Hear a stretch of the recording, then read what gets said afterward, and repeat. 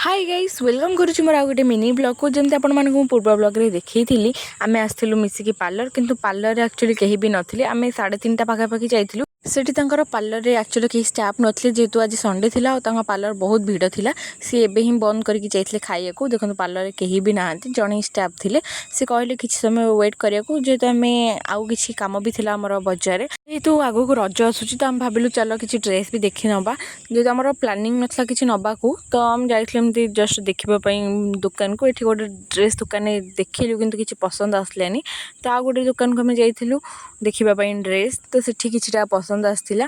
आठू आनी मैंने सबू ड्रेस भी आनु आम किछिटा अल्प आनीचु तो एठू आम ड्रेस किसी नहीं सारापर आम जाइलु सीधा पार्लर ए कौन ड्रेस आनलु से रज ब्लॉग रे आपको देखी आगू को तापर आसी पहुँची गलु पार्लर रे आउ या छुट्टी आम एमती कौन पाई कलु आउ मो पार्लर रे कौन पाई मन दुख कली तो देखेबी नेक्स्ट ब्लॉग रे आउ ए ब्लॉग टा भल लगे लाइक शेयर सब्सक्राइब करने को भूलें रोचे देखा गोटे मिनी ब्लॉग रे रोची बाय।